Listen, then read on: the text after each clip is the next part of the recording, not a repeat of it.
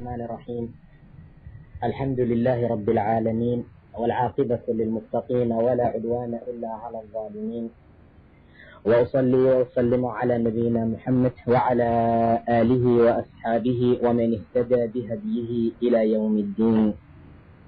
أما بعد، فقد قال الله تعالى في محكم تنزيله: وهو أسأل الله بغير علم ويتخذها هزوا أولئك لهم عذاب مهين. إلهي سبحانه وتعالى kitaabkiisa munazalka waxa uu noogu cadeeyey inay jiraan dad soo iibsada si ay dadka uga dhumiyaan jidka ilaahay arrimooyin fara badan oo ilaah diintiisa la raba in markaa looga hortago. waxaa ka mida mawduuca aan rabna inaan galabta ka hadalno, kaasoo ku saabsan dhegaysiga heesaha iyo xukunka loogu talagalay ama ay leeyihiin dhegaysiga heesaha. heesuhu waxay ka mid yihiin waxyaabaha qalbiga qalaliya, waxay ka mid yihiin waxyaabaha ilaahay diintiisa dadka ka durjiya, waxa ay ka mid yihiin waxyaabaha shayaadiinta farax geliya, ilaahayna uu ka caroodo subxaana wa tacaala.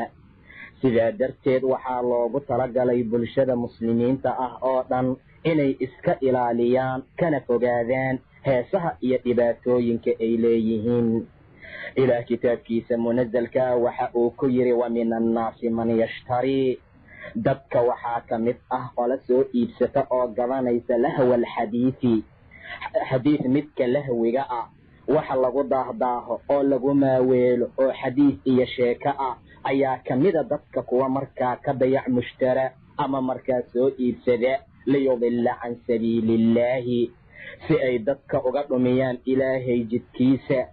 meeshay qur'aanka ka aqrin lahaayeen ayay heesaha qaadaan, meeshay diinta iyo wacdiga ka dhegaysan lahaayeen ayay muusiqa iyo heesaha ka dhegaystaan, liyudilla can sabiiliillaahi bigayri cilmin, ogaal iyo cilmi la'aan. waxay sidaa u yeelayaan waa diinta alle oo ay si fiican u fahmin, waa caqligooda iyo qalbigooda oo aan diinta ka daadegin. wayattakhidahaa huzwa, waxayna ka dhigtaan arrintaa arrin huzu ah, wax lagu daaho oo lagu jeesjeeso ama markaa lagu lahawsado. ulaa'ika lahum cadaabun muhiin, dadka sidaa wax yeela waxa ay leeyihiin cadaab muhiin ah oo dulli u saaxiiba, ayuu yidhi ilaah subxaana wa tacaala. in walba oo heese ku dadaasha, qolo walba oo soo iibsata cajalooyinka ay ku duuban yihiin, qolo walba oo u riyaaqda ama jeclaata ama mar walba soo dhowaysa, lahum cadaabun muhiin, waxaa u sugnaaday cadaab muhiin ah, cadaab dulli iyo dhibaato u saaxiiba ayay leeyihiin. wa idaa tutlaa calayhi, waxaa kaaga daran dadka heesaha ku dadaala, mar walba waxay diidaan aayaadka ilaahay, xaqa marka loo sheego iyo diinta marka loo bayaaniyo ma ogola. ilaah wuxuu yidhi: wa idaa tutlaa, haddii lagu akriyo calayhi kaa korkiisa, waa midka heesaha u riyaaqa, midka soo dhoweeya oo jecel aayaatuna, aayaadkeenna haddii lagu aqriyo meeshuu ka raaci lahaa, u soo dhowaan lahaa, diinta alla taageeri lahaa, wallaa mustakbiran, waa jeesanaa, wuu ka jeesanaa asagoo mutakabbir ah, asagoo isweeweynaysiinaya oo mar walba raba inuu diinta alla ka kibro. kaan lam yasmacahaa, waxaad u malaysa sidii asaguusan aayadaha alla maqlin, ileen dhegaha ayuu ka qufula yahay, indhaha ayuu ka la'yahay, waxaa ka maqan hidaayadii iyo wixii rabbi u dhowayn lahaa oo aayadihiisii jeclaysiin lahaa.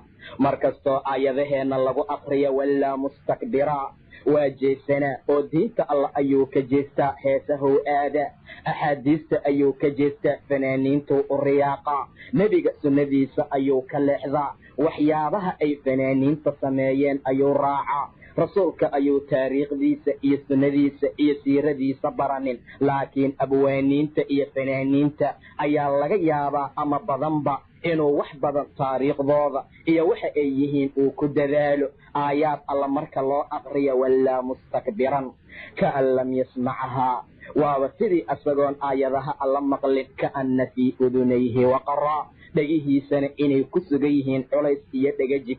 fabashirhu bicadaabin aliim, waxaad ugu bishaaraysaa kaa cadaab xanuun badan, sida uu heesaha u dhex gala jahannama loo dhexgeliya, sida uu diinta u naco rabbi u naca, sida uu xaqa uga leexday ayaa jidka mustaqiimka looga leexiyaa. haddaba mar walba oo alle agtiisa uu ka leexdo iyo xaqana uu raaci waayo, xaaladiisana ay sidaa noqoto, waxaan ugu bishaaraynaynaa kuwa cadaab aliima oo xanuun badan.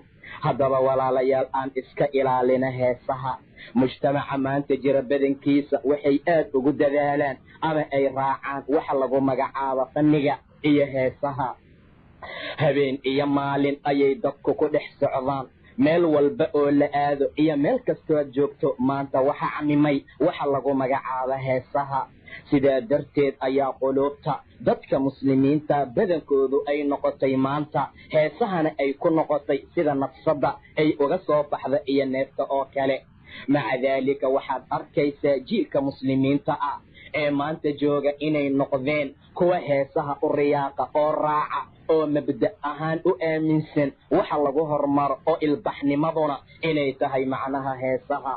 muslimiinta maanta joogta jiilkooda haddaad su'aasho oo aad mid ka mida weydiiso, ama gabdhaha yaryarka ah ee da'da yare soo koraaya iyo wiilasha saasoo kale ah, haddaad weydiisa maxaad doonaysaa inaad mustaqbalka noqoto, maxaad rabtaa inaad mustaqbalka ku soo baxdo, wuxuu leeyahay uriidu an akuun, waxaan rabaa inaan noqdo fanaanan mashhuuran, nin fanaana oo caan ah, najmi saatica oo bannaanka yaala iyo xidiga fanaaniinta inaan noqdo ayaan jeclahay. taasuu kugu jawaabaa. waa shay aad looga naxo, waa arrin murugo leh inay muslimiinta xaaladoodu sidaa noqoto in badan oo ka mid ah. haddaba walaalayaal, heesuhu waa xaaraam.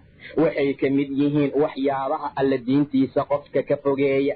waxay ka mid yihiin waxyaabaha qalbiga qalajiya oo diinta ilaahay mar kasta kaa durjiyee. walaalayaal, ka fogaada oo ka durqa, ha raacina oo ha dhegaysanina. rasuulka sala allahu calayhi wasalam wax badan ayuu dadka uga digay. war heesaha dhegaysigoodu waa shay aad iyo aad u foolxumo ah, waa shay dhibaato badan oo rabbigeen noo diiday. war diinteenna inaan raacnaa nala amray, aayadaha qur'aanka inaan ku dadaburno, oon raacno, oon aqrino, oon ku khushuucno, indhaheena ay biyo uga soo qubtaan. maca alasaf waxaad arkaysaa maanta qur'aanka marka la aqrinaayo waa ku sheekaynaa ama maba dhegaysanaba. marka qur'aanka la daaro dadku way ka kala ordaan, heesaha marka la daaray u soo riyaaqaan, waa u khushuucaan, indhahooda ayaa dadka gobolka midabiya uga yimaada heesaha dhegaysigooda dartii. ilaahayna wuxuu yidhi aladiina ittakhaduu diinahum lahwan walaciba, dadka qiimaha aan lahayn, ilaahay agtiisa aan khayrka iyo wanaagga u oolin, cadaabka loogu talagalay in la geliyo oo mar walba jahanamo loo diyaariyey, waa kuwa diintooda ka dhigtay lahwiga iyo cayaarta ayuu dhahay ilaah subxaana wa tacaala. diintooda ayay lahwi ka dhigeen, wax lagu daahdaahay ka samaysteen. aladiina ittakhaduu, waa kuwa ka samaystay diinkooda lahwiga iyo waxyaabaha lacibka iyo cayaarta ah. yay ahaayeen dadka laga hadlaayey? waa dadka naarta la geliyey, waa qolada asxaabu naarta ah. ileen ilaahay ayaa yidhi wanaadaa asxaabu nnaari asxaaba aljanna. dadka asxaabu naarta ah ee naarta asxaabta u noqday waxay u soo naadinayaan dadka jannada ku jira. jannada waxaa galay dadkii aayadaha alla aqriyey, diinta raacoo ku dhaqmay, xaqa fuliyey oo diinta kor u qaaday, jannaday galeen. dadkii heesaha ku raaxaysan jiray, dadkii heesi jiray iyo kuwii alifi jiray iyo kuwii jeclaa intaba cadaabkay galeen. qoladii cadaabka galay ayaa kuwii jannada galay u soo naadiyey. waxay dhaheen an afiiduu calaynaa min almaa, war kulayl daran ayaa naarta nagu haaye, biyo korkeenna ku soo daadiya. war jahanamaan ku jirnaa annaga, dhegaheenna ayaa nasaas iyo rasaas naareed lagu shubay bacdamaan heesaha iyo waxyaabaha kale ugu raaxaynay. qalbigeenna ayaa xumaan iyo naar ay cuntay, ileen naar ayaa jirta loogu talagalay inay qalbiga cunto. xutama ayaa lagu magacaabaa. wamaa adraaka ma alxutama, naarullaahi almuuqada allatii tattalicu cala alaf'ida, waxay daalacataa quluubta. qalbigii heesaha lagu xifdiyey, heesaha lagu kaydiyey, heesaha lagu jeclaaday ka daalacataa taasay cuntaa ayuu rabbi tilmaamay subxaana wa tacaala. haddaba qalbigeenna ayaa sidaa ah ee ahluljanne biyaha qabowgaa nagu soo daadiya an afiiduu calaynaa min almaa aw mima rasaqakum allah, ama wixii ilaah idinku arsuqay oo xoolaha iyo timaarta jannadaa nagu soo daadiya, war kor nooga soo rida. saasay leeyihiin dadkii ahlu naarka ahaa, aw mima rasaqakum allah, ama wixii ilaahay idinku quudiyey. ahlu jannaha maxay dhahayaan? qaaluu ina allaha xaramahumaa cala alkaafiriin, ilaahay waa ka xaaraantinimeeyey biyaha jannada iyo risqiga jannada kaafiriinta korkooda. yeeyihiin dadka waa aladiina ittakhaduu diinahum lahwan walacibaa, waa dadka diinkooda lahwi, dhaan iyo cayaar iyo lacib ka dhigtay, oo wagarathum alxayaatu addunyaa, nolosha adduunka ay kedisay. noloshaan adduunka ayaa sirtay, diinta alla ayay ka leexisay, xumaanta ayay u soo bambaxeen, heesaha ayay jeclaadeen, riwaayadahay camireen oo masaajidaday qaraabiyeen. qalbigooda diin alla laga tirtiray oo heese laga buuxiyey. wagarathum alxayaatu addunyaa, nolosha adduunkana ay mashquulisay. falyawma nansaahum, maanta waa iloobaynaa ayuu dhahay ilaah subxaana wa tacaala. cadaabkaa lagu hilmaamaa kamaa nasuu liqaa'a yawmihim haadaa, say u iloobeen maalintan la kulankeeda. maalintan in lala kulmaayo ayay inkireen, ayay iloobeen. say u hilmaameen diinteena ayaan maanta cadaabka ugu iloobaynaa. iyo wamaa kaanuu biaayaatinaa yajxaduun, ahaashihii ay ahaayeen kuwa aayaadkeenna inkira ayuu yidhi ilaah subxaana wa tacaala. aayadaha allay inkireen, diinta allay ka leexdeen. walaqad ji'naahum bikitaabin fasalnaahu calaa cilmin, waxaan ula nimid kitaabkaas soo faslinaya oo caddaynaya shay walba, cilmi iyo hanuun ku sugan, naxariisna mu'miniinta u ah, hudan waraxmatan liqowmin yu'minuun. qoomka iimaanka leh ayuu hanuun u yahay, qoomka iimaanka leh ayuu naxariis u yahay kitaabka. iika way ka tageen oo waa raaci waayeen, mabaadi'dii diinta ayay ku bedeleen heeso, waxay ku bedeleen cayaaro, waxay ku bedeleen geeraaro iyo waxyaabo kaloo rabbi xaaraantinimeeyey. anaguna kitaab cad wax walba u caddeeya ayaan markaa ula nimid. ilaah muxuu yidhi oo kale? hal yanduruuna ilaa ta'wiilah, ma waxay sugayaan dadka heesaha ku raaxaysta, dhagahooda ka buuxiya, diinta alla nacay oo ka tegay, ilaa qur'aanka iyo kitaabka ta'wiishiisa maahane. waxa uu ka hadlayey oo qiyaamo ah maahane, ma wax kalay sugayaan? war maxay diinta u raaci waayeen? maxay xaqa u taageeri waayeen? maxay salaada u baran waayeen oo ay u tukan waayeen? yowma ya'tii ta'wiiluhu, maalinta ta'wiilkiisa uu imaanayo. yaquulu aladiina nasuuhu min qabl, kuwii horay u iloobay oo kitaabka alle ka tegey waxay dhahayaan qad jaa'at rusulu rabbina bilxaqi, waxaa noo yimid rasuul rabbigeen oo xaq wata, diin noo sheegay, heesuhu inay xaaraam yihiin noo sheegay, waxaan inay mamnuuc yihiin rasuul noo sheegay ayaa horay noogu yimid. waa raaci weynay, waa ku dhaqmi weynay. ee fahal lanaa min shufacaa, wax gargaara ah, wax shufaca ah ma leenahay oo fayashfacuu lanaa, annaga markaa noo shafeeca oo noo ergeeya ma noo suga yihiin? diinta allaan diidnoon ka leexanay, xaqaan inkirnay, waxaan raacnay wixii shayaadiintu ay keeneen. ee fahal lanaa min shufacaa, kuwa shufaca ah oo ergeeya oo wax noo tara ma helaynaa? oo fayashfacuu lanaa, ay maanta wax noo taraan, ay maanta alle xaggiisa nooga shafeecaan. ow nuraddu fa nacmala, amase celitaan ma helaynaa? adduunka naloo celiyo. wallaahi fanaaniin damba ma jeclaan lahayn, heeso damba ma raaceen oo dhegaheenna uma dhigeen. ee fa nacmala, waxaan camal qaban lahayn hayra aladii kunnaa nacmalu, wixii aan ahayn kuwa sameeya kuwa aan ahayn. heesahaan ka tegi lahayn oo diitaan raaci lahayn, xumaantaan ka tegi lahayn oo samaantaan samayn lahayn, rasuulkaan baran lahayn oo fanaaniintaan ka tegi lahayn. hayra aladii kunnaa nacmal, ilaah muxuu yidhi qad khasiruu anfusahum wadalla canhum maa kaanuu yaftaruun. ونفسيالكوذا أيي كوا خساريين وحا رمي وح الله لوحي كو افترونايين ولا ليال دذالة وردين إلهي الراعة ورحقك الصعدة أو إن بضن هيسها دقيستا إذا كتغا oo diinta alla dhageysta subxaanahu watacaala war heesaha oo la dhageysta waa mamnuuc war dadka da'da yar iyo gabdhaha da'da yar ee soo baxow war shabaabka cusub oo aad u jecel heesahow war ilaahiina ka cabsada dhaga walba oo heesa lagu dhageysto rasaas naareed oo la dhalaaliyey ayaa dhagaha looga shubaa sida rasuulku tilmaamay sallallahu calayhi wasalam haddaba heesuhu waa shay mamnuuca oon la ogolayn waa shay ilaahay xaaraantinimeeyey subxaanahu watacaala nabiila cubayd gabar la yiraahda oo fanaanad ah ayaa xaram ka timid ayadoo damacsan ama rabta inay cumraysato way cumro qaadatay ayaa la yiri jaraa'idada ayaa wareystay gabadha noocaasa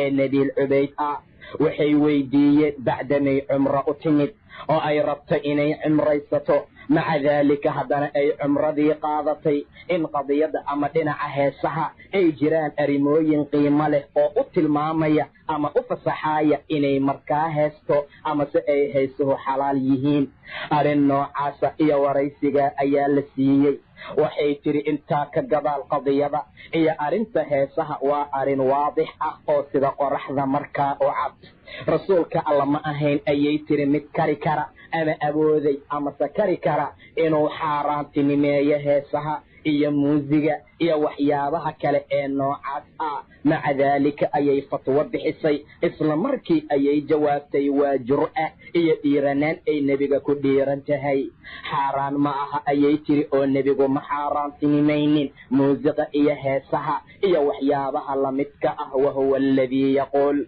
rasuulka sala allahu calayhi wasalamna waa midka yiri ya'tii zamaanun zaman ayaa imaan doona oo soo maraya cala annaasi yastaxiluuna fiihi alxira dadku ay xalaalaysan doonaan xirada waa zinadee iyo walxariira xariirta iyo walqamr khamrada ay xalaalaysan doonaan iyo walmacaazifa macaazifta waa muusiqada iyo waxa lamidka ah oo dhan oo wayashrabuuna alkhamra khamrada ay cabi doonaan wayusamuunaha bikayri ismihaa magaceeda magacaan ahayna lagu wici doono zamanka ayaa la gaarayaa ayuu yidhi sala allahu calayhi wasalam gabadhaa shayaadiinta ah waxa ay jawaabtay fiiri waxa ay ku hadashay fiiri maca daalika dadka maanta waxay u maleeyaan in diintana si qiyaas ah loo qabsado gooni ah xaaraantana gooni ahaan loo wato waxaad arkaysaa fanaanada way tukanaysaa isla markii masraxay istaagaysaa khamraday cabaysaa maca daalika waa soomaysaa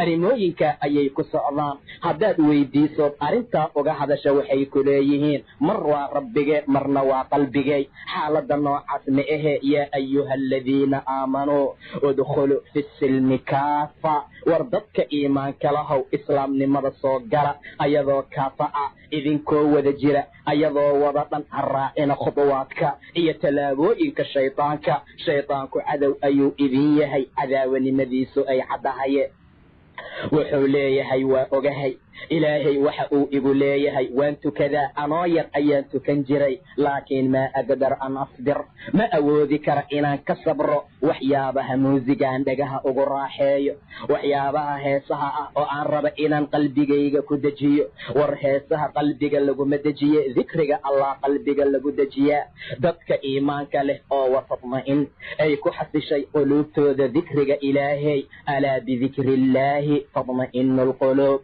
ilaahay dikrigiisa ilaahay diintiisa iyo qur'aankiisuu dikriga ku xasilaa dhagahaan ugu raaxayn ayaad maqlaysaa maanta war haddaad dhagaha heesa ugu raaxayso rasaas naareedaa lagu shubaa ee ilaahaaga ka cabso subxaana wa tacaala anigu ma kari kara inaan ka sabro ha dhihin ee macaasida alla ka sabir war waxa uu rabbi kuu diiday ka fogow oo ka dhaqaaq wanaag iyo sharaf iyo khayr ayaad gaaraysaa rabbigaa u adeegsa xaqa rabbigaa ka bari mar walba inuu ku waafajiyo diinta ilaahay dhabnimadeeda oo markaa ku tusiyo rasuulku sidaa ayuu yidhi salawaatullaahi wasalaamuhu calayh zaman ayaa dadka soo maraaya zaman ayaa la gaari doonaa aakhiru zamaanka waxaa la gaaraya zaman dadku ay xalaalaystaan alxira waa zinadee zinada maanta waxaad u malaysaa shay mubaaxa oo kale.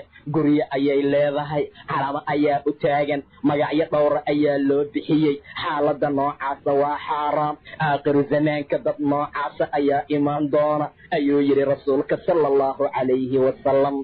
ya'tii zamaanun cala annaas yastaxiluuna fiihi alxira wahuwa azinaa. waa zinadaa loola jeedaa iyo walxariira. xariirta ayay banaysan doonaan iyo walkhamra. khamrada ayuu yidhi ilaah subxaana wa tacaala. fanaaniintii abwaaniinta khamrada kama foga.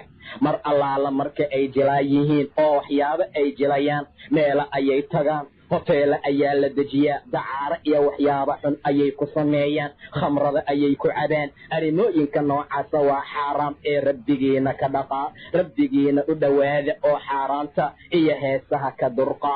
ilaah wuxuu yidhi yaa ayuha aladiina aamanuu inama alkhamru waalmaysiru waalanصaabu waalazlaam rijsun min camali ashayطaan fajtanibuuhu lacalakum tuflixuun. war dadka iimaanka lahow, war dadka rabbigood rumeeyayow, war dadka ani i aaminsanow, khamrada qamaarka waa maysarkee, waxyaabaha lagu magacaabo aslaamka iyo kulli waxyaabaha lamidka ah kulli ka dhaqaaqa. yaa ayuha aladiina aamanuu inama alkhamru waalmaysir waalanصaabu waalazlaam. sanabyaalka iyo gamuunada iyo waxyaabaha ay ku faaliyo khayr iyo shar ogaan jireen kulligood waa rijsun min camali shayطaan. waa qurun oo camalka shayطaanka ka mid ahe fajtanibuuhu ka fogaada lacalakum intaa ka gadaal ayaan mudan tihiin in laydin naxariisto ood liibaantaan ayuu yidhi ilaah subxaana wa tacaala. war khamrada ka dhaqaaqa oo ka durqa, waxay ka mid tahay rijsi oo camalka shayطaanka ka mid ah. ka fogaada lacalakum tuflixuun inaad liibaantaan ayaad mudan tihiin ayuu yidhi ilaah. inamaa yuriidu ashayطaanu shayطaanku wuxuu rabaa an yuuqica baynakum alcadaawata waalbagdaa, inuu dhexdiina ka abuuro cadaawanimo, isku caroosho iyo baqdi fi lkhamri waalmaysiri oo khamrada iyo qamaarka markaa ah. wayasudakum can dikri illah intaa ka gadaal uu idinka jeediya dikriga ilaahay iyo wa can isalaati salaada xaggeede fahal antum muntahuun kuwa ka haraya ma ihidin miyaa? war wax walba oo kaa jeedinaya dikriga alla ka tag. war wax walba oo salaada kaa mashquulinaya iska dhaaf oo ka fogow. wa atiicu allaha wa atiicu rasuul. ilaahay iyo rasuulkiisa ateeca waxdaruu. war digtoonaada oo cadaabkooda iska ilaaliya. war cadaabka nebiga idinkaga digay oo alla u soo sheegay iska ilaaliya. fa in tawallaytum haddiise aad jeesataan oo diinta iyo wacdiga aad ka tagtaan, heesaha iyo baatilka aad raacdaan, faclamuu annanaa calaa rasuulina albalaaqu almubiin. waxaad ogaataan rasuulkeena uun korkiisa inay tahay gaarsiin cad, inuu idin soo gaarsiiye xaqa, inuu idin sheega ayaa korkiisa ah. ee arrinta noocaasa ogaada. war salaada ayay maanta heesihii naga mashquuliyeen, waxyaabaha yaryarka ah iyo lacagta yar ay gabdhuhu helaan cajalooyinka heesahay ku duubtaan, habeenkii ayagoo dhegaysanayay ku hurdaan, hawsha guriga markay qabanayaan way daartaan oo ayagoo la heesayay sidaa yeelaan. war sidaa ha yeelinee qur'aanka daarta. war idinka markaad seexanaysaan aayadaha alle ayadoo idiin daaran tahay ku seexda. war wacdiga ilaahay iyo diinta alla ku jiifta. mar allaala marka aad seexanaysaan adkaarta laydinkugu talagalay akhrista. war gabdhuhu maanta ayagoo la heesaya fanaaniintay ku ag seexdaan ama ay ag hurdaan, saasay hurdadu uga timaadaa. rasuulka sala allahu calayhi wasalam marka aad seexanaysaan oo damacdaan inaad firaashihiina aadaan wayse qaata ayuu yidhi salawaatullaahi wasalaamuhu calayh. sida salaada loogu wayse qaata oo kale jambiga iyo dhinaca midigtaa u seexda. intaa ka gadaal ilaahay adkaarta uu idinkugu talagalay akhrista. waxaad dhaqdaan ilaahayow waxaan u dhigayaa oon dhinacayga dhulka ku dhigayaa waa magacaagii awooddaada. ilaahayow taa ayaan ku seexanayaa ee in amsakta nafsii nafsadayda haddaad celiso waa suuragal saan u hurdo inaynay ii soo noqonin nafsadda oon saas ku ruux baxo oo xayaatada saas iiga tagtaa suuragal ahee in amsakta nafsii nafsadayda haddaad qabatood celiso u naxariiso. ilaahayow jannada ii geli, ilaahayow cadaabka iiga ilaali, haddaad ii soo dirtana allow ii ilaali sida addoommada saalixiinta loogu ilaaliyo.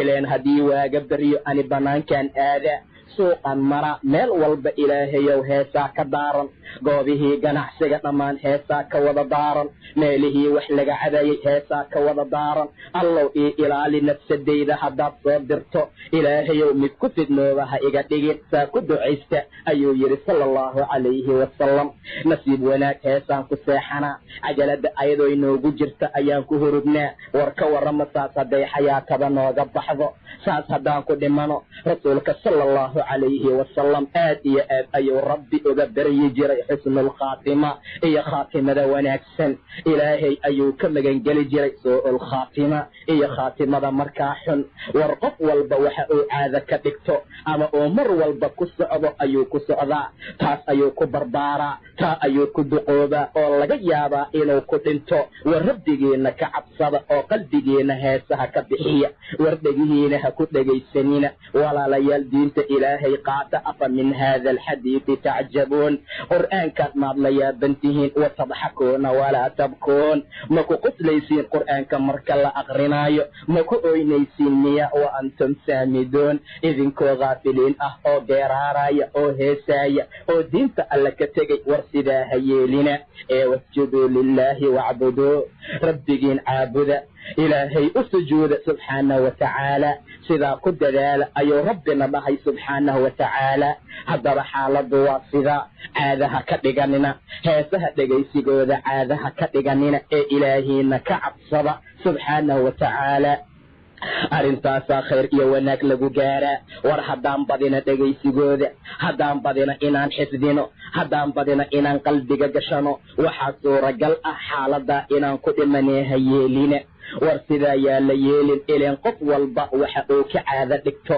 oo mar walba uu sameeyo ayuu ku dhintaaye war khaatimada wanaagsan aad bay u fiican tahay dadka marka ay sakaraadayaan oo kelimadooda midda ugu dambaysa ay noqoto laa ilaaha ila allah jannaday gelaayaan rasuulkaa sidaa yidhi sala allahu calayhi wasalam laa ilaaha ila allah qofkii ku khaatimaysta oo hadalkiisa ugu dambeeya ee afka ka soo baxaya ay noqoto waa ahlu janno ayuu yidhi sala allahu calayhi wasalam waa goormee waa haddaan raacno waa haddaan ku dhaqanno waa haddaan dhegaysiga tawxiidka iyo diinta badino ayuu allana waafajinaa subxaanahu watacaala yusabitu allahu aladiina aamanuu bilqowli athaabiti fi lxayaati addunyaa iyo aakhira labadaba ilaahay waa waafajiyaa ilaahay waa ku sugaa kelimada saabitada ah laa ilaaha ila allah ayuu dhahaa qofka aan heesaha dhegaysan jirin laa ilaaha ila allah ayuu dhahayaa qofka aan muusiga ku socon jirin laa ilaaha ila allah ayuu dhahayaa qofka aan taageeri jirin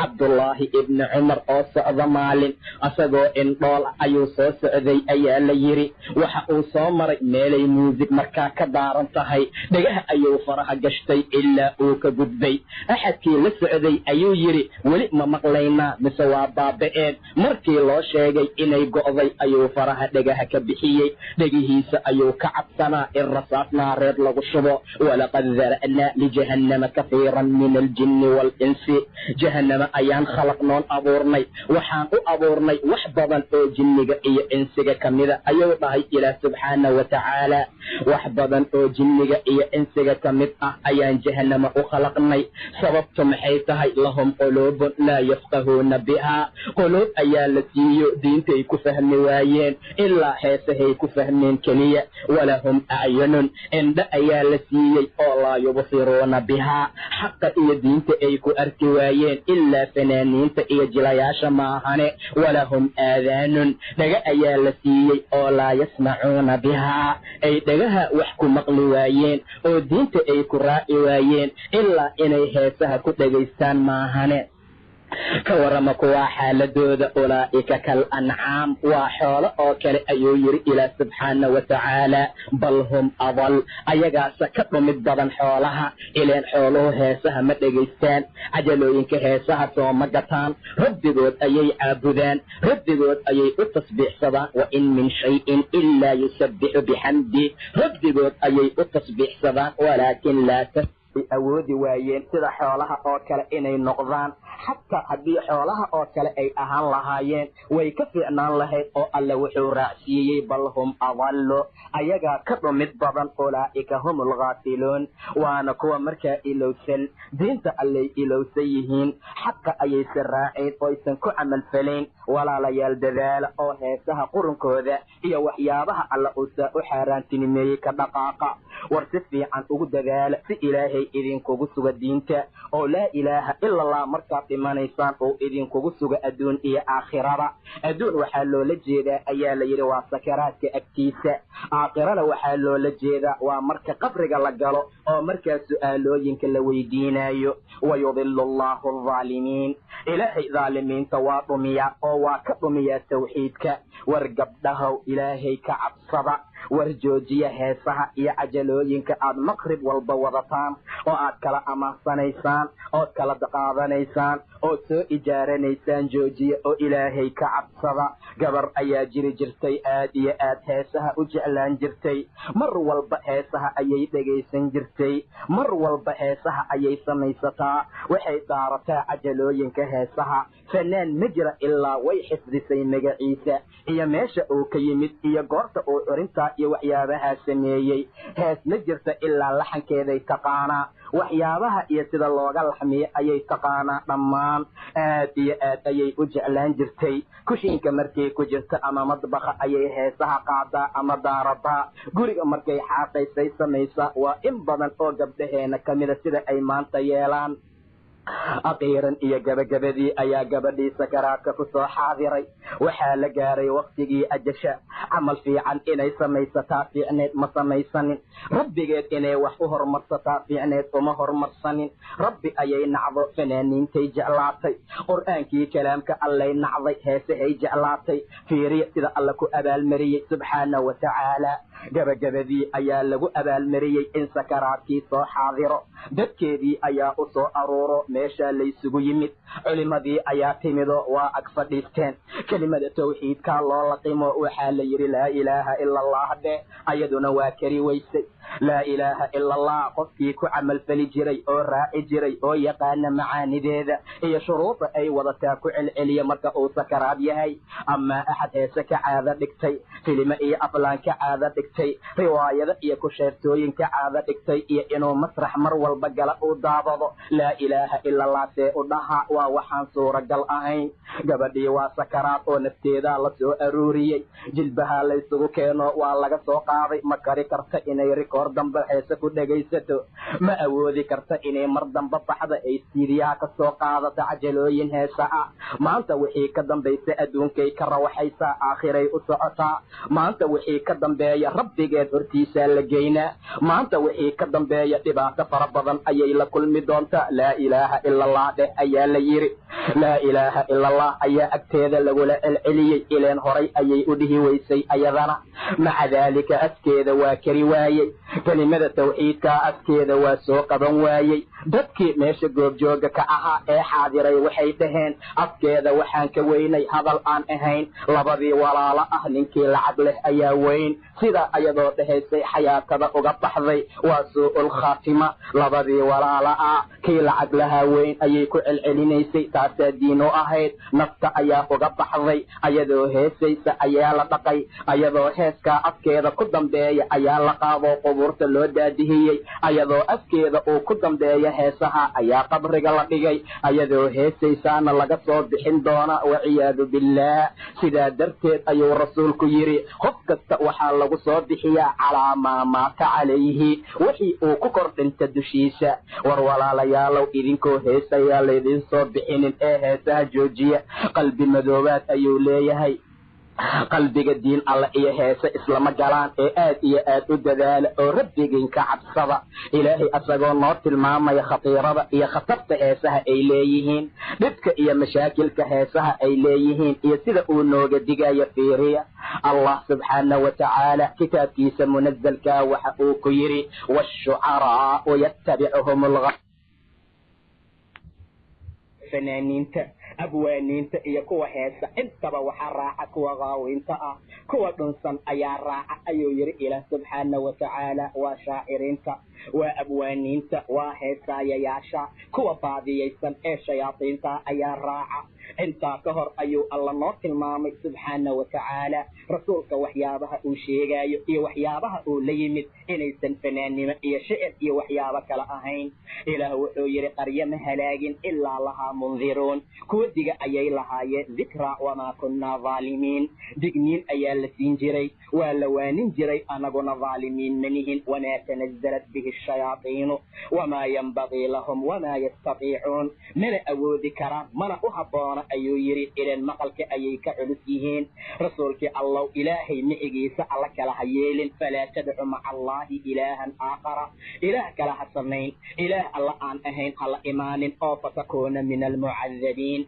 hadhow aad ka mid noqoto kuwa la cadaabo qaraabadaada udi kuwa kugu dhowdhow mu'miniinta dhinacaaga u raarici waa liman ittabacaka min almu'miniin hadday ku caasiyaan hadday xaqa diidaan faqul innii barii'un mima tacmaluun waxaad dhahdaa anigu beri ayaan ka ahay tolkeeyo waxa aad samaynaysaan heesaha aad ku dhex jirtaan ayaan beri ka ahay xumaanta iyo munkarka aad samaynaysaan ayaan bannaanka ka taaganahay haddii aad isdhahdo tolkaaga kama maarantid sidee dhibkoduu ku soo gaarayaa kuu soo gurmin intaa haddaad isdhahdo ayaguna ay macaasi ku jiraan waxba dhibaatayay ku gelin ee watawakkal cala alcasiizi alraxiim talada u dhiibo allaha casiiska ee raxiimka ah waa kee alladii yaraaka xiina taquum waa midka ku arkaya midka markaad istaagayso iyo wataqallubaka fi saajidiin sujuudda markaad ku dhex gadgadoomayso waa allaha kuu jeeda innahu huwa asamiicu alcaliim hal unabbi'ukum calaa man tanazzalu ashayaatiin ma idin warama oo ma idin sheega shayaadiintu kuwa ay ku soo degaan waxay ku soo degaan tanazzalu calaa kulli affaakin afiim waa mid dembiila ah dhammaantii oo been abuurad badan ileen heesuhu kulligood waa kidbi iyo been waxa ay ku hadlaan waa waxaan waxba ka jirin waxyaabaha ay keenaan waa hadal ilaahay aan ogolayn waa shay zuur iyo ibki iyo waxyaabo kale oo baatil ah kuwa ayay shayaadiintu ku soo degaan fanaaniinta iyo shayaadiintu waa walaalo tanazzalu calaa kulli affaakin afiim yulquuna asamca wa aktaruhum kaadibuun samciga iyo maqalka ayay ridaan oo ay u tuuraan badankoodana waa beenaalayaal ayuu yidhi allah subxaana wa tacaala wax aan jirin ayay ku hadlaan wax aan suuragal ahayn ayay ku heesaan wax ilaahay ka caroonaya ayay ku tilmaamaan qur'aankay riwaayada ku dhigaan rasuulkay ku heesaanay muusi ku kortumaan arrimooyinkaasoo dhan ayaa lagu yaqaanaa washucaraa'u yattabicuhum alghaawuun shucarada iyo fanaaniinta abwaaniinta iyo gabayaalayaasha kulligood waxa raaca waa kuwa gaawiinta ah waa inta dhunsanuun diin ku soconin waa dadka daacada alle ka tegey waa gabdhaha diinta alle ka ridoobay waa dhalinyarada soo baxday badankooda raacee shucarada iyo fanaaniinta taageera alam tara annahum fii kulli waadin yahiimuun ma arkin miyaa inay waadi kasta iska dhex dabaalanayaan mar walba waadi ayay ku dhex sugan yihiin wa annahum yaquuluuna maa laa yafcaluun shucarada iyo fanaaniinta waxaysan samaynin ayay ku hadlaan beerkaan idiin bedeli lahayn saasaan idin yeeli lahayn arrintaasaan idin samayn lahayn cirkaan idinla duuli lahayn saasay ku leeyihiin gabdhaha ay rabaan inay jacaylkoodii arrimooyinkooda kale ay ku heesaan wa annahum yaquuluun waxa ay ku hadlaan waa maa laa yafcaluuna waxaysan qabanayn oo aysan samaynayn indhaha inay isu bedeli lahaayeen qalbiga ay isu bixi lahaayeen ayay sheegayaan oo kidbi iyo been ah oo runtu hadday timaado ay diidi doonaan walaalayaal kuwaa xaaladoodu waa sidaa ee in badan ka digtoonaada oo iska ilaaliya waxa lagu magacaaba heesaha rasuulku wuxuu yidhi sala allahu calayhi wasalam laabta qofka inay buuxiso lian yabtali'a jawfu axadikum axadkiin jawfkiisa iyo laabtiisa qayx iyo malax inay buuxiso dhiig wadata ayaa ka khayr badan min an yamtali'a shicran intii shicir iyo heese iyo waxyaabo kale qalbigaaga buuxin lahaa walaalay intaad shicirka iyo heesaha aad xifdin lahayd kitaabka alle maxaa u xifdin weysay kitaabka rabbi maxaad u raaci weysay subxaana wa tacaala war xaqa maxaad ugu socon weysay ood ugu aqrin weysay codka rabbi ku siiyey kitaabka rabbi aad qur'aanka ugu qurxin weysood ugu tajwiidin weysay war sidaa yeela intii heesaha dhegaysan jirtay iyo intii hadda ay u yaala cajalooyinkooda iyo inta jecelow towba keena maanta wixii ka bilowda war cajalooyinka iska daadiya ama khayr ku bedesha dhegihiina ka tirtira oo ka sifeeya qalbigiina iimaanka iyo nuurka iyo qur'aanka alle ka buuxiya intaa haddaad samaysaan alla xumaan kasta wanaag ayuu idinku bedelaa intii heesaha u arki jirtay wax xun inay yihiin ama aan dhegaysanin ama aan raacinow idinkuna dadaala oo ilaahay waafajintiisa iyo mahad alla ayay tahay xaaladaase rabbigiin ugu mahad celiya waa tawfiiq alle mar kastana ka barya inuu alla idinka madoobeeyo subxaana wa tacaala ilaa xadiisulqudsi ayuu ku yidhi qof allaala qofkii khayr sameeya ama khayr hela falyaxmidillah ilaahay ha ku mahdiyo waman wajada hayra daalika qofkii khayr waxaan ahayn hela waa share asagana yuusan dagaalin ilaa naftiisa maahane cid kale yuusan dagaalin ayuu dhahay nebiga sala allahu calayhi wasalam maanta heesuhu waxay noqdeen waxaan dhagaha ugu raaxayno waxaad maqlaysaa arrimooyin fara badan oo shay laga naxo oo laga murugoodo oo tiiraayo qofka iimaanka leh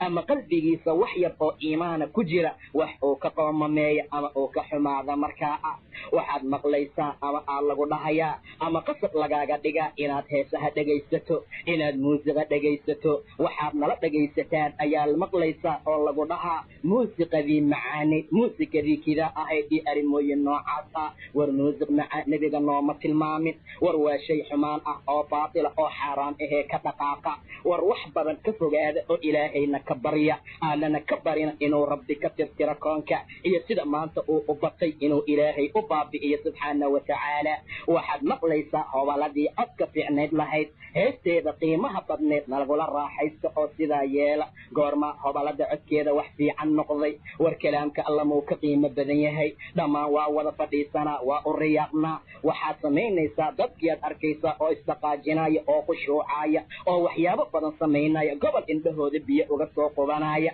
allaahuma ma hal surad la aqriyo cadaab ka sheekaynaysa janno ka sheekaynaysa qof walba sheeko gooniye ayuu gela qabiil ayuu ka sheekaynaa qaadkiisuu ku noqonaa ama hobaladii cod ka baxsaneed markay soo gasho codkeeda ma baxsanee wuxuu noqonaa waxyaabo kale iyo si kaluu markaa iska dhigaa war walaalayaal ilaahay ka cabsada subxaana wa tacaala ha badinina hadalka aan xuska alla ahayn hadalka badan ee xuska alla aan ahayn qalbiga ayuu qallajiyaa ayuu yidhi nebiga dadkana alla agtiisa waxaa ugu fog dadka qalbiga qalalan leh qalbigeenniyaa qalalay qalbigeennii ayaa engegay oo wuxuu noqday dhagxaan oo kale balse waa kasii adkaaday sida ilaah tilmaamay subxaana wa tacaala qalbigooda ayaa qalalay oo wuxuu noqday fahiya kalxijaara aw ashaddu qaswa ama qalaylka waa ka daray ayuu yidhi ilaah subxaana wa tacaala waayo dhagxaanta waxaa ka mid ah kuwa soo hoobanaya cabsi alle kuwa jeexjeexmaya oo biyo ka soo baxaya kuwa biyo ka soo burqada intaba way ka mid yihiin ayuu dhahay alla subxaana wa tacaala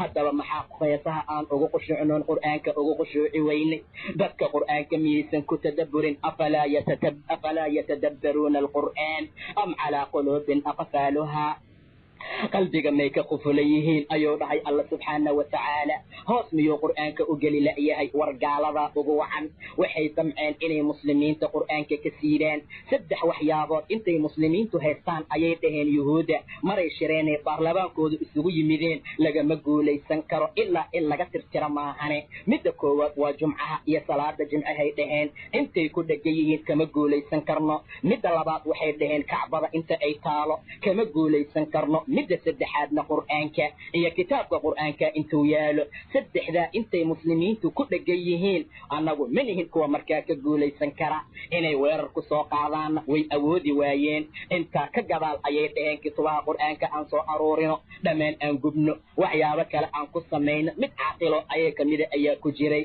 war canuga yariiskee baadiyaha jooga korka xifdisan baa la yidhi haddaad jexjexdaan ood gubtaan xataa maba samayn kartaane haddii la waayo kutubaha qur'aanka ah ilmaha ilmaha yaryarkee muslimiinta ah kuwa da'da yare 7 jirkii 4 jirka ah ayaa korka yaqaano ka shuba sidaa ayay yihiin jumcadana saasoo kale qod ay imtixaana kacbadana waa la mid saddexda waxay ugu talagaleen ama ay sameeyeen waxay markaa uga hortagi lahaayeen quraanka laga bilaabo waxay dhaheen waxyaabo kale dadka aan ku maaweelino aan tusma waxyaabo quraanka ka fiican inuu jiro gabdha fanaaniin oo heesa raga heesa oo noocaas aan keeno aan u tusina kitaabka quraanka inuu duliyahay quraanka aan qiimo lahayn cabsi dhacay oo laga soo tagay inuu yahay ilbaxnimada xaqa ah ee dhabta inay tahay heesaha oo la dhageysto fanaaniinta oo la barto meelaha ay ku dhasheen oo la ogaado maca dalika gabadha maanta 410 ka imtixaana heeso iyo ka badan xifdisan hadii la dhaho nabi maxamed xaguu ku dhashay laga ma yaaba inay sheegto ama shaytaamada fanaanada ah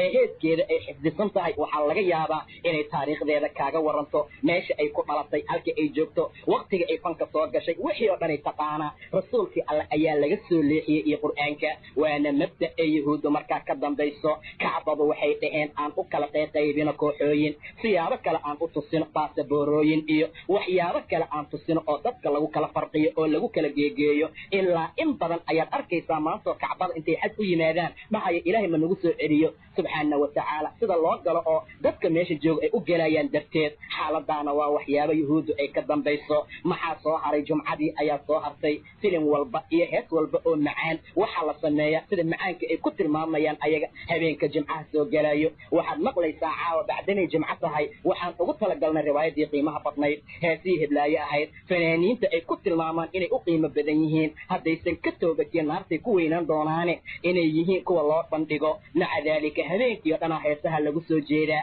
jumcaha aan loo kici karin ilaa axadka noogu fiican markuu imaamku uu aqrinayo khudbada labaad aan laga yaabaa asagoo salligiisa wata inuu markaasi carro meesha tago saasay xaaladu tahay ee walaalayaalow dadaala rabbigiinana ka cabsada idaacadaha bixiya heesaha rabbigiin ka cabsada ilaahay u soo rujuuca subxaanahu wa ta'ala wallahi maalin aan maanta ahayn ayaa laydinka su'aalaa quraanka alla qiimeeyo oo shayaatiinta qowlkooda hoos u dhiga war dadka ganacsatada ah ee jooga meelaha wax laga cabo iyo meelaha wax laga cuno rabbigiina ka cabsada idinkana dadka ka dhaafa waxyaabaha aad dhagaha u gelinaysaan ee heesaha iyo waxyaabaha la midka ah darawalada BL-lada dhammaantiin ilaahay ka cabsada subxaanahu wa ta'ala war ka dhaafa dadka waxyaabaha aad ku samaynaysaan rikoorada aad u gelinaysaan heesaha iyo xumaanta war wallahi waa la iska su'aalaya maalin ayaa la tegi doonaa maal iyo awlaad iyo qabiil aysan wax anfacayn adigoo qaawan rabbiga hortii lagu geyn doono subxaanahu wa ta'ala inta maalintaan la gaarin war qof walba dadka taageera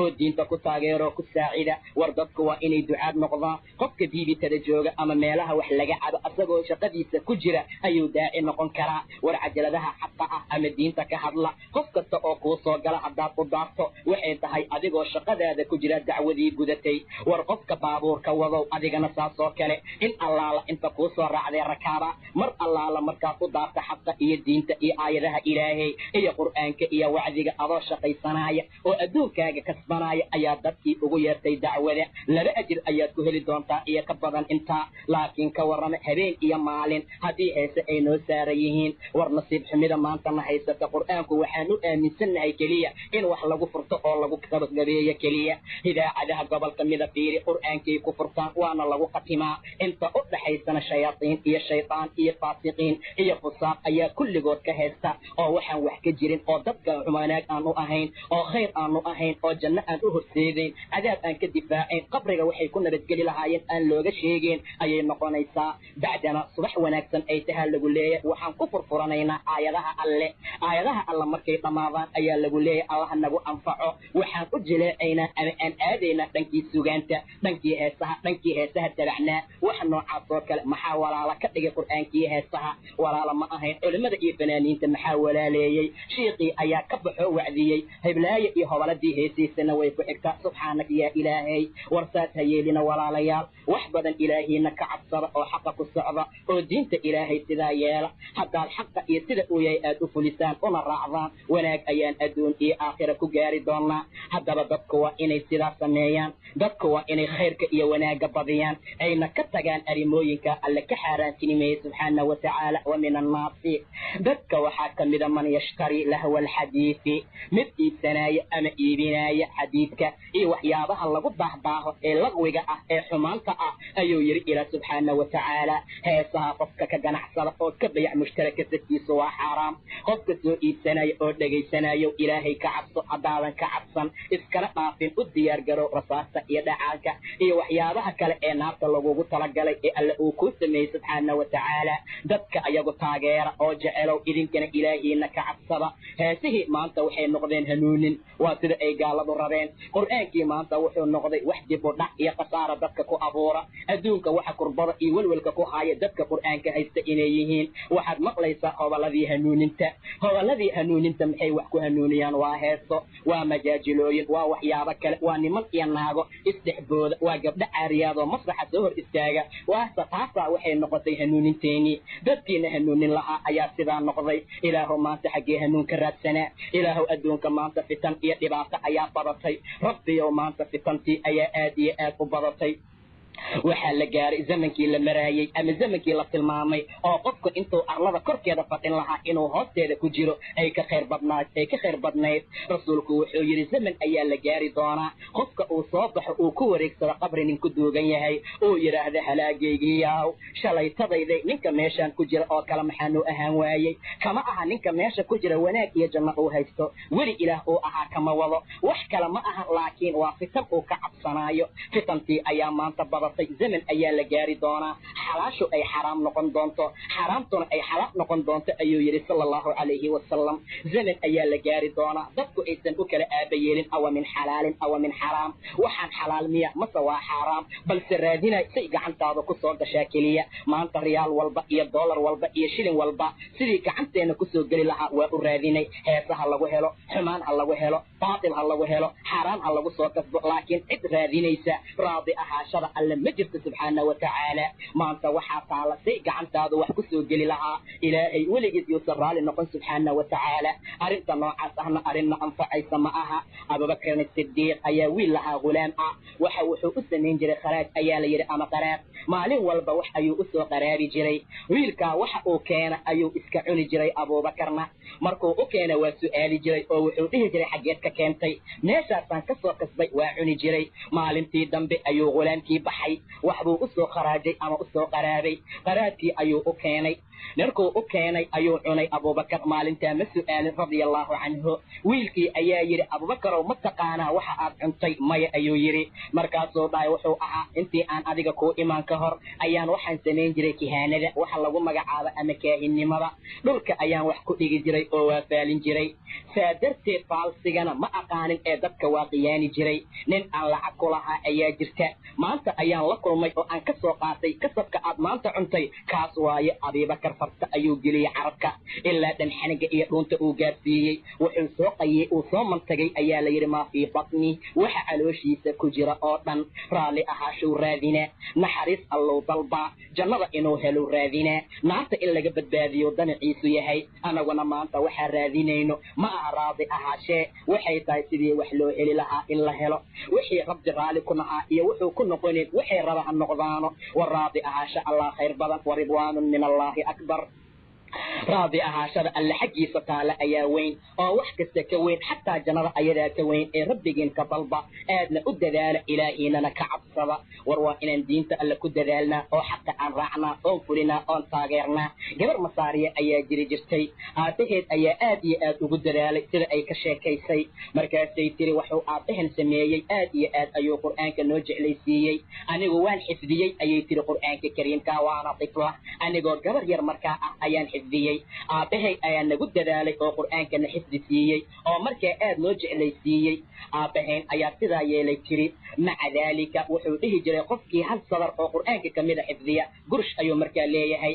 صفحة قفكي حفظي شنقروش أيا لسينيا جزء كامل قفكي حفظي جني أيا لسينا مع ذلك قرآنك أيان حفظي أعطيه أيا حفظي ونقود ذلك توان تجويدي عدكي نوحو أها أي تري عد آدي أكو بحثا أو في عن قرآن كان كعديناي وكو أفريناي حمانت أيو نغا إلاليي أعطيه وانا نقود ذلك ودين تعالي أيو نقود بوبابيي رسولك وحودتك أمري جري أسكو إني كو قرحيان قرآن كمركا لأفرينايو من لم يتغنى بالقرآن قفك أن سوكي سكو وناجنين أما أن سفي عن أو أفرين قرآن كفليس منا أنا نغمت معهن أيو ديه جري قبل سيدي أيي نقطي عدكيد أيا آدي أكو بحثنا أو فعنا لكن صاحب حنحن أو فنانين أيا مركي دنب أيا لطي عدكيد قيمها بدن مركي أركان أو قيمها إيا قرحة إيا خيرك بدن دينتا ألنا أيو أديك سنيسو أيا مركي دنب وحي كترقلت قبلها مسكينة دعا إني كسو الليحيان دنك قرآنك ونسو الليحيان دنك فنكا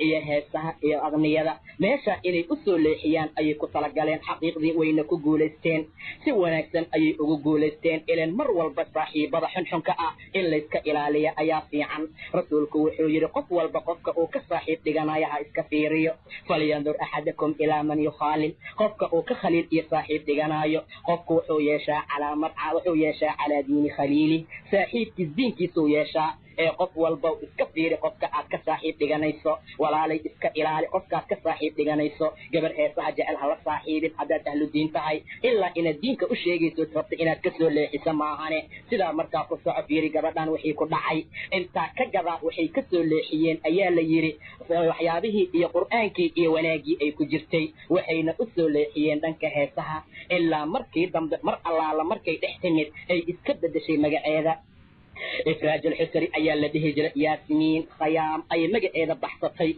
ولا ويدي سببت أي مجا إذا إستجاب الشيء إسكما بدلين أي ترى حقيقة مركا لفيريو كابتن عشت تريدي كو قرنتا ورقد على الشبا باسبورك أيو كو قرية أعطيه مجا إيسا إي مجا أي جرى لكن أنت وحن ربا ضد بلن أو ولدك علينا واجران إن أعطيه أن سمعت حمائي وحيابها كإراليو مع ذلك لغا ميابا إنان كسولو دنكا تيسها إيا فنغا إنان مركا كجيرو سيدا أي حالة ديدو مركان نقطي هذا بقف والبودلان إلى هذا كعب سبحانه وتعالى ورقلبينا هيسا كبحية أو كنظيفية قبضها يرير كامر لبات إذا ير إيسو كوريا إذا اللي يرضى وحان إذن كبوغارين لها أو وحبدا إذن كل الدردارما إلى الدين كقصتان إلى القرآن كبرتان أو دقيستان إسكنا إلى لسان هيسها فكسك حرامتي وحيابها كالي والشيطان كوا عدو عدو كدكتا والشيطان كوا عدو ستي عن عذاب النبي سيعبها ورهيسو وقت الشيطان iska ilaaliya mar allaala markii cadaadka laga soo raacdeeyay ee la soo buriyay ayuu asagana ballan qaaday inuu bani aadamka dhumin doono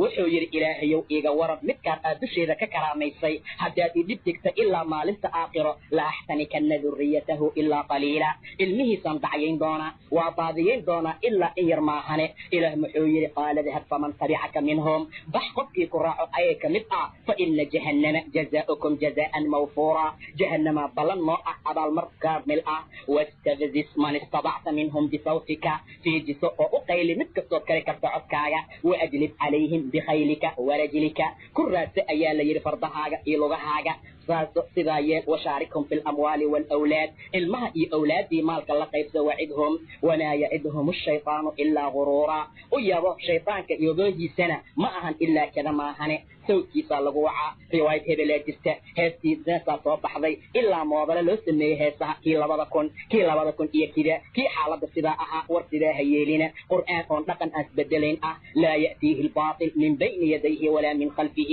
هرتيس إيا جلاشيس عن باطل إيماني أيا جريد ذلك هسا هو حرام إيكا درق دمان ربي أيان كبرينا سبحانه وتعالى إنو حق النوافجي هسا هنا نقا إلاليو شرابكي شرابين تجيلنا إنو هسا كمدوبي قرآن كتصيو ولا ليلد ذلك انت كهريسنا وبالله توفيق والله سبحانه وتعالى أعلم.